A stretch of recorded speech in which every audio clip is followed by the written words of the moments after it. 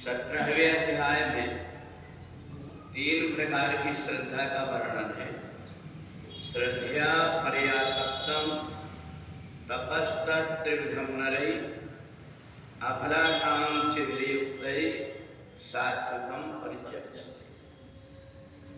परमात्मा की भक्ति जब व्यक्ति बिना कुछ स्वार्थ के, फल की इच्छा के बिना, परमात्मा ने मेरे को मनुष्य शरीर दिया है ऐसा मान करके जो व्यक्ति परमात्मा की भक्ति करता है उसकी श्रद्धा सत्वगुणी मानी जाती है।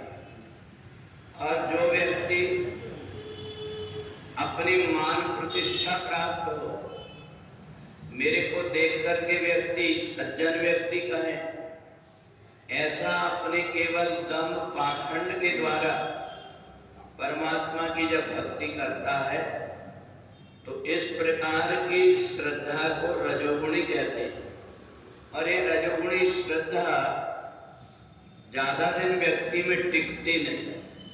इसलिए नहीं टिकती क्योंकि जब उसका स्वार्थ पूरा हो जाता है या उसका स्वार्थ पूरा नहीं हो पाता तब ऐसा व्यक्ति परमात्मा की भक्ति करना छोड़ देता है।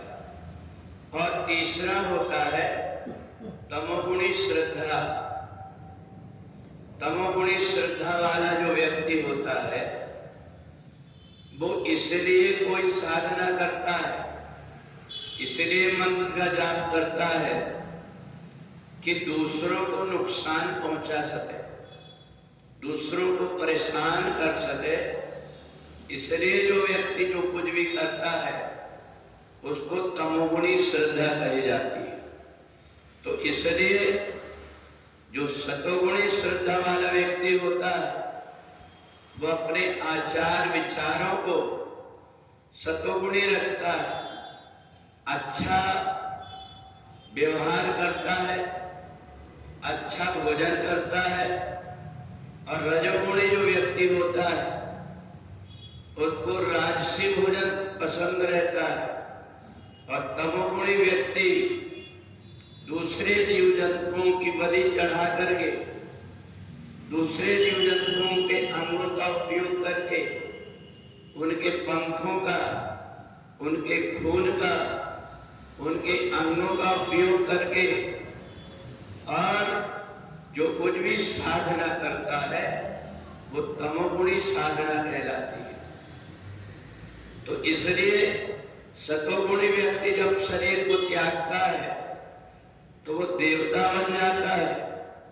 रजोगुणी व्यक्ति जब शरीर को त्यागता है इसी मनुष्य लोक में आ जाता है।